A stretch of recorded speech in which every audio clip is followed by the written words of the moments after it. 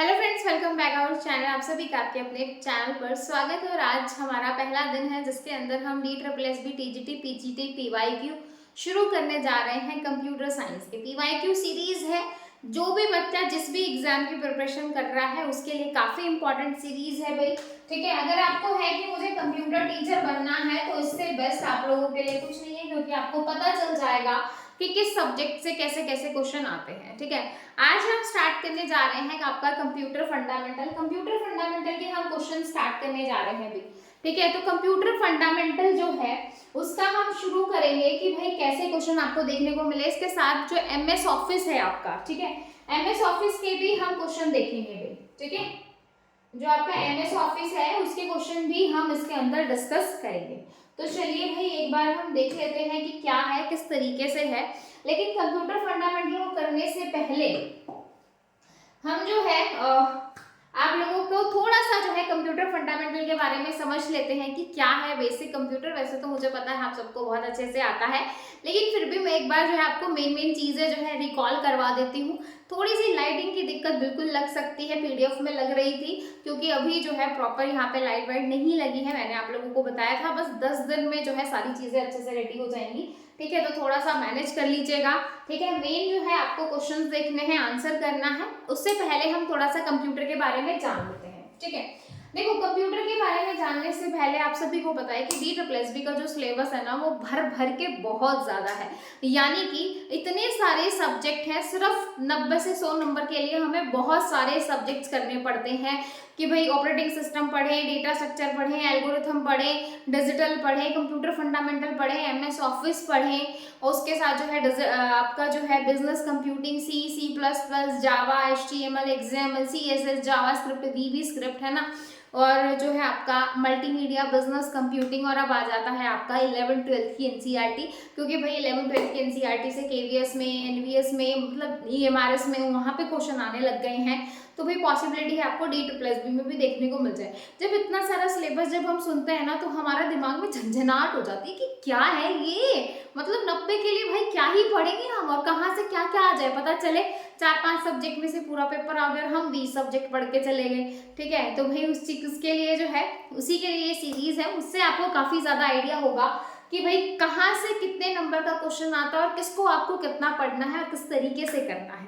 ठीक है, तो सबसे पहले आ जाता है कंप्यूटर फंडामेंटल। कंप्यूटर फंडामेंटल इसलिए मैं आपको पढ़ा रही हूँ ताकि आपके अंदर जो है इंटरेस्ट पैदा हो कि भाई कंप्यूटर जो है वो इतना प्यारा है ना, आपको प्यार हो जाएगा उससे। ठीक है, तो सबसे पहले स्टार्ट करते हैं कंप्यूटर। अब कंप्यूटर क्या है भाई, कंप्यूटर शुरू करने से पहले इसकी थोड़ी सी फुल फॉर्म के बारे में जान लिया जाए कि भाई इसकी फुल फॉर्म क्या होती है, ये तो आपको पता होना चाहिए। तो C से क्या हो जाएगा, कॉमनली ऑपरेटेड मशीन पर्पसली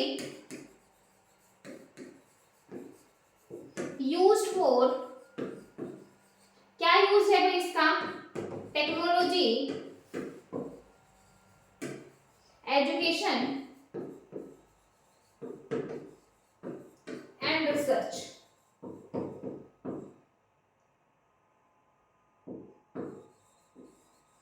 ठीक है, कंप्यूटर क्या होता है, कॉमनली ऑपरेटेड मशीन होती है। एक ऐसी मशीन होती है जिसका मेन पर्पस होता है टीचिंग में, एजुकेशन में, रिसर्च में हम इसका यूज कर सकें, और करते भी होंगे, कर रहे हो कि नहीं कर रहे।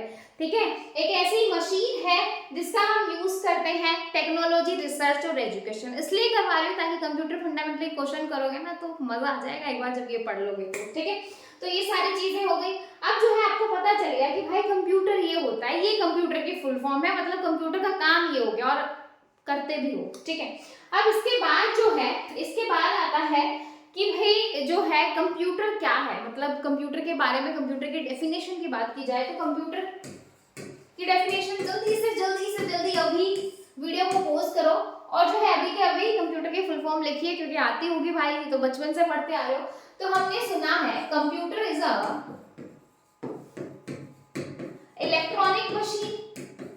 कंप्यूटर क्या है, कंप्यूटर क्या है भाई, इलेक्ट्रॉनिक, बिजली से चलने वाले,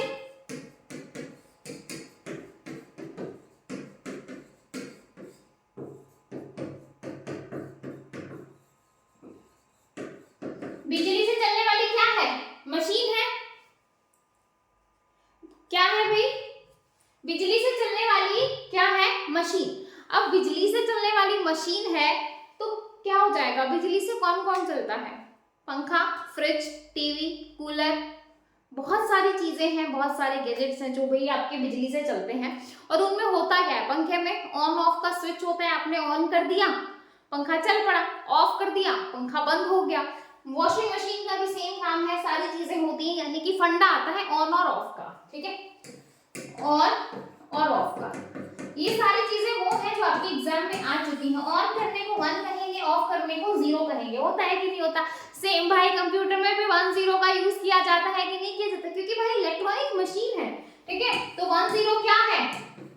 बिट, जिसको अपन क्या बोलते हैं? Binary digit. और कंप्यूटर जो है सिर्फ यही भाषा समझता है। कंप्यूटर सिर्फ 1 और 0 की भाषा समझता है, जिसको अपन क्या बोलते हैं भाई? Machine language. कि कंप्यूटर को सिर्फ 1 और 0 समझ में आता है, उससे ज्यादा उसके दिमाग में कुछ नहीं घुसता, ठीक है। तो कंप्यूटर सिर्फ 1 और 0 समझता है। और 1 और 0 को इन्वेंट किसने किया था? किसने किया था भाई? यानी कि बाइनरी डिजिट को किसने इन्वेंट किया था? बिट को किसने इन्वेंट किया था? गोटफ्राइड लीबनिज ने, ठीक है। गोटफ्राइड लीबनिज ने जो है 1 0 को इन्वेंट किया था। आ सकता है भाई, बिल्कुल आ सकता है, ऐसे क्वेश्चन पूछे जा सकते हैं, ठीक है, क्योंकि ये बेसिक चीजें हैं, ठीक है। तो भाई गोटफ्राइड लीबनिज ने जो है 1 0 को इन्वेंट किया, जिसको अपन बाइनरी डिजिट कहते हैं। अब यहाँ से क्या क्वेश्चन आएगा? क्या आता है भाई? अभी जो है रिसेंट में आपका जो सबसे रिसेंट में जो पेपर हुआ था, EMRS का पेपर हुआ था, ठीक है। कंप्यूटर का किसका पेपर हुआ? EMRS का। EMRS में जस्ट अभी क्वेश्चन आया था इसके ऊपर। बिट, सबसे छोटी यूनिट कौन सी हो जाएगी? बिट 0 1। उसके बाद आता है आपका नीबल। 4 बिट के कॉम्बिनेशन को क्या कहा जाता है? नीबल कहा जाता है, या फिर हम उसको क्या कहेंगे? Half byte. क्या कहेंगे? Half bite. ये क्वेश्चन आए हैं एग्जाम में। इसके बाद बाइट किसका कॉम्बिनेशन होता है? 8 बिट का। मतलब 8 बिट को मिला दे तो क्या बन जाएगा? बाइट बन जाएगा। 4 बिट को मिला दे तो नीबल बन जाएगा, हाफ बाइट हो जाएगा।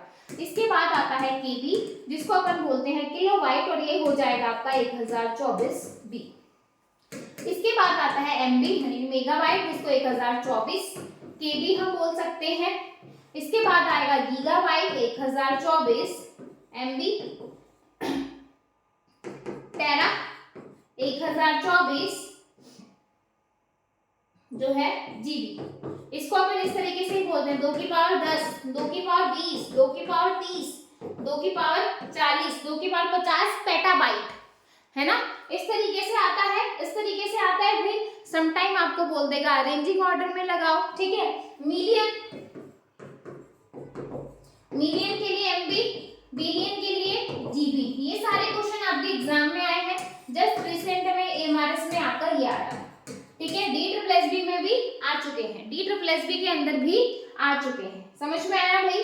समझ में आया? समझ में आया इतना? ठीक है। अब इसी के साथ आपको चीजें यहाँ पर क्या देखने को मिली, आई होप आपको इतना समझ में आ गया होगा। अब हम बढ़ते हैं अपना आगे। अब जो हम बात कर लेते हैं थोड़ा फादर ऑफ कंप्यूटर के बारे में, कि भाई देखो ऐसा तो है नहीं कि कंप्यूटर अपने आप आसमान से नीचे टपक गया, है ना। तो कोई ना कोई फादर भी होगा कंप्यूटर का। तो कंप्यूटर के फादर कौन है? फादर ऑफ कंप्यूटर कौन है भाई? जल्दी से वीडियो को पोस्ट करो, पता है तो अभी की अभी कमेंट कर दीजिए, कर दो भाई, मजा आएगा। कौन है? Charles Babbage. कौन है भाई? चार्ल्स बेबेज, ठीक है। तो कंप्यूटर के फादर कौन है? Charles Babbage. अब इन्होंने ऐसा क्या कारनामा कर दिया, क्या कर दिया जिसको हम फादर बोलते हैं? क्यों बोलते हैं? क्योंकि इन्होंने 1822 में एक इंजन बनाया था, जिसको हम क्या बोलते हैं? Difference engine. और 1837-38 में इन्होंने क्या बनाया? Analytical engine. क्या बनाया? एनालिटिकल इंजन बनाया था। एनालिटिकल इंजन बनाया था, और ये जो एनालिटिकल इंजन है वो आपका किसके ऊपर बेस्ड था? IPO। अब IPO से क्या समझ रहे हो? I मतलब इनपुट, P मतलब प्रोसेसिंग, O मतलब आउटपुट। इनपुट देना, प्रोसेसिंग होगी, आउटपुट मिलेगी। डेफिनेशन बोलते आ रहे हैं ना, computer is an electronic device, it takes input and gives output, कि भाई इनपुट लेता है, आउटपुट देता है, इलेक्ट्रॉनिक मशीन है। यही डेफिनेशन पढ़ते आ रहे हैं ना, ठीक है। तो भाई ये जो कंसेप्ट है आपका आईपीओ का बेस्ड का, ये किसने दिया था? चार्ल्स बेबेज ने दिया था, इसलिए जो है इनको फादर ऑफ कंप्यूटर कहा जाता है, ठीक है। अब इन्हीं के उसमें जो है पहली प्रोग्रामर कौन थी भाई? फर्स्ट प्रोग्रामर कौन थी? 1842 में लेडी एडा लवलेस अगस्ता, ठीक है। इन्होंने पहला प्रोग्राम जो है वो रन किया था, तो नाम आ जाता है कि भाई पहली कौन थी? लेडी एडा लवलेस अगस्ता, ठीक है भाई। इसके बाद अगर मैं बात करूं, फादर ऑफ कंप्यूटर समझ में आ गया। फादर ऑफ मॉडर्न कंप्यूटर आ जाए या फादर ऑफ कंप्यूटर साइंस आ जाए तो आपका आंसर क्या होगा? Alan Turing. क्या हो जाएगा? Alan Turing. Modern computer that is Alan Turing. Father of computer बोलो, सॉरी मॉडर्न कंप्यूटर बोलो या फादर ऑफ कंप्यूटर साइंस बोलो, आंसर होगा जो है एलन ट्यूरिंग। इसके बाद अगर मैं बात करूं, जैसे कंप्यूटर में दो चीजें मेन होती हैं, कंप्यूटर की दो चीजें मेन होती हैं, क्या? हार्डवेयर और सॉफ्टवेयर। जैसे हम हैं, हमारे लिए दो चीजें इंपॉर्टेंट है, मैं और मेरी आत्मा। अगर मेरे शरीर में आत्मा नहीं होगी तो किसी काम की नहीं है, मतलब मैं किसी काम की नहीं हूँ, डेड के समान हूँ। और अगर मेरा शरीर नहीं है और मेरी आत्मा घूम रही है तो वो भी एक भटकती ही चीज है, ठीक है भाई, वो भी किसी काम की नहीं है। यानी कि इंसान को एग्जिस्ट करने के लिए भाई उसका शरीर और जो है आत्मा दोनों का जो है दोनों चीजें होनी चाहिए। वैसे ही अगर आप गाड़ी लेकर आ रहे हो तो गाड़ी का स्ट्रक्चर और उसके अंदर तेल दोनों बहुत चीज जरूरी है। गाड़ी आपने लाके खड़ी कर दी, तेल आपके पास है नहीं तो कैसे चलाओगे, है ना? मतलब भाई उस आपको चलाने के लिए कुछ है ही नहीं तो किस तरीके से चीजें चलाओगे। तो सेम भाई कंप्यूटर में भी दो मेन चीजें होती हैं, यानी कि भाई दो चीजें मेन है, एक शरीर है एक आत्मा है, यानी कि आप इसको शरीर बोल सकते हो। और सॉफ्टवेयर को बोलो भाई आत्मा, है ना? दिखाई तो देता नहीं है, सॉफ्टवेयर क्या है? अब हार्डवेयर के लिए तो हम यही पढ़ते आ रहे हैं ना, छू सकते हैं तो वो हार्डवेयर है, जिसको छू नहीं सकते वो सॉफ्टवेयर है, ठीक है। वैसे तो सॉफ्टवेयर के और बहुत सारे डेफिनेशन है, set of programs, set of instructions, है ना, लेकिन हम जो पढ़ते आ रहे हैं कि भाई जिसको छू लिया वो हार्डवेयर हो गया, जिसको नहीं छुआ वो सॉफ्टवेयर है, ठीक है। अब जो हार्डवेयर की अगर मैं बात करूँ तो हार्डवेयर में आपका क्या आ जाएगा? जितने भी आपके इनपुट डिवाइसेस हैं वो सारे के सारे आपके किस में आ जाएंगे? हार्डवेयर में आ जाएंगे। जितने आपके आउटपुट डिवाइसेस हैं वो सारे हार्डवेयर में आ जाएंगे। आपका सीपीयू हो गया, है ना, जितनी भी चीजें हैं वो सब आपके किस में आ जाएंगे? हार्डवेयर में आ जाएंगे। अब सॉफ्टवेयर की बात करूँ तो भाई सॉफ्टवेयर में आपका जो है सिस्टम सॉफ्टवेयर, जो मेन पार्ट होते हैं एप्लीकेशन सॉफ्टवेयर, यहीं पर आपका ऑपरेटिंग सिस्टम ये सारी चीजें आती हैं, यूटिलिटी वगैरह, ठीक है भाई। तो सिस्टम सॉफ्टवेयर, एप्लीकेशन सॉफ्टवेयर ये आपके सॉफ्टवेयर में आ जाएंगे। हार्डवेयर में आपका इनपुट, आउटपुट, सीपीयू, है ना।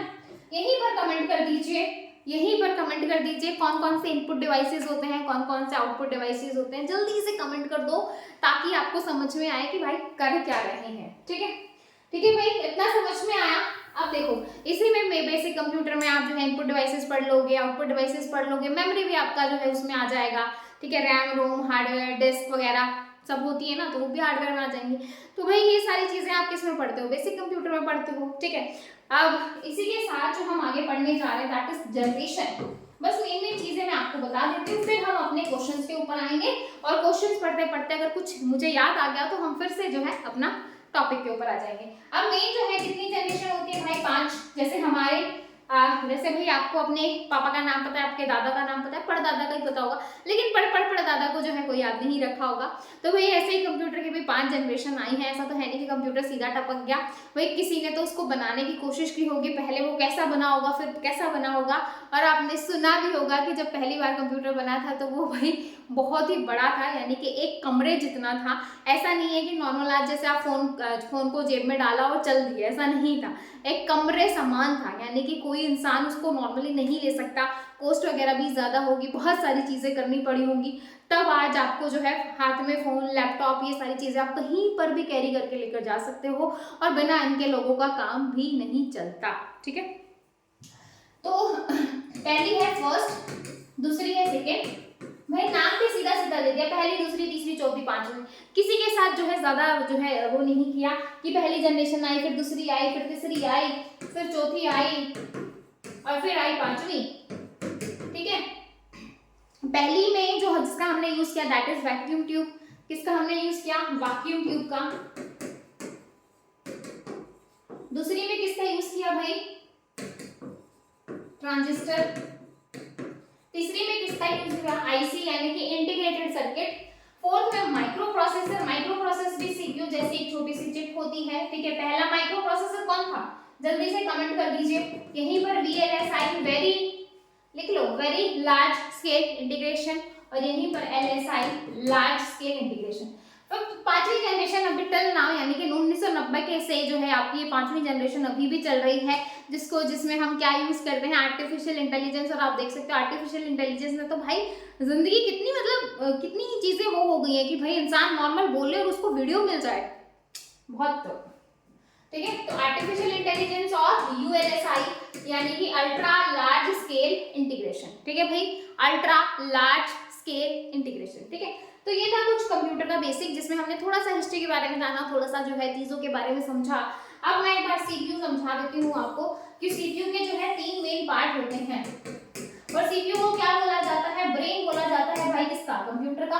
भाई जैसे हमारा ये दिमाग है, इस दिमाग में सारी चीजें फिट हो जाती है, वैसे ही कंप्यूटर का ब्रेन कौन है? सीपीयू। ठीक है, सीपीयू को भी 3 पार्ट में डिवाइड किया जाता है, जैसे ऑटोमेटिक लॉजिक यूनिट यानी कि जितने भी ऑपरेशन आपको परफॉर्म करने हैं, जमा, घटा, गुणा, भाग, लेस देन, ग्रेटर देन, ये सब वो कौन करेगा? एएलयू करेगा। ठीक है, उसके बाद आ जाता है कंट्रोल यूनिट कि भाई जितनी भी चीजें कंट्रोल करनी है, बसेस से डेटा कंट्रोल, भेजना, आना, ये सारी चीजें, ये सब किसका काम है? कंट्रोल यूनिट का। एंड लास्ट है आपका मेमोरी यूनिट। मेमोरी यूनिट ना मिले तो यहीं पर आपको क्या मिल जाएगा? रजिस्टर्स मिल जाएंगे। रजिस्टर जो है वो 1 बिट डेटा को स्टोर करते हैं, और मेमोरी में आपकी रैम, रोम, कैशे, ये सब आ जाएगा। ठीक है भाई, तो सीपीयू को 3 मेजर कंपोनेंट क्वेश्चन भी आता है और आया भी है एग्जाम में कि भाई सीपीयू के कौन से 3 मेन कंपोनेंट होते हैं? तो एएलयू, सीयू और मेमोरी यूनिट। ठीक है भाई, ठीक है, तो ये था आपका एक तरीके से बेसिक, जो कि हमने बहुत जल्दी, मतलब मैंने बहुत जल्दी आपको जो है समझाने की कोशिश की है। आई होप आपको अच्छा लगा होगा। लगा है तो भाई अभी के अभी लाइक कर दो, वीडियो को शेयर कर दो ज्यादा से ज्यादा। नहीं लगा तो भी कमेंट सेक्शन में बता दीजिए। चलो भाई, अब आ जाते हैं क्वेश्चंस के ऊपर। ठीक है, मेरी शक्ल थोड़ी काली लग रही है बट कोई बात नहीं, आप क्वेश्चंस के ऊपर ध्यान दो। पहला क्वेश्चन आपके सामने है, कंप्यूटर फंडामेंटल का क्वेश्चन है भाई। क्वेश्चन बोल रहा है what is the full form of EDVAC. देखो भाई, पहला ही क्वेश्चन है और आया है किससे? फुल फॉर्म से आया है। किससे आया है? फुल फॉर्म से। ठीक है, एक सेकेंड रुक जाना अभी। ठीक है, पहला है एडवेक की फुल फॉर्म बतानी है, और यहीं पर आपका काम डाउन हो गया है स्टार्ट, यानी कि आपको कमेंट सेक्शन में बताना है कि टोटल आपके कितने मार्क्स बन रहे हैं। ठीक है, मैं तो बहुत ही काली भूतनी जैसे लग रही हूँ, तो आपको जो है लास्ट में टोटल जितने भी क्वेश्चन हो, मैंने काउंट नहीं किया, आपको बताना है कि भाई टोटल में से आपके कितने क्वेश्चन आए, मार्क्स कितने आए हैं। ठीक है, तो पहला है what is the full form of EDVAC, कि एडवेक की फुल फॉर्म क्या है भाई? तो electronic discrete variable automatic computer. पहली ही डेफिनेशन मुझे तो सही लग रही है कि भाई एक इलेक्ट्रॉनिक है, डिस्क्रीट है, वेरिएबल है, ऑटोमेटिक है और कंप्यूटर है। ठीक है भाई, ठीक है, कैलकुलेटर तो नहीं है, कंप्यूटर है। ठीक है, डिजिटल नहीं है, वेरिएबल जो है आपका डिस्क्रीट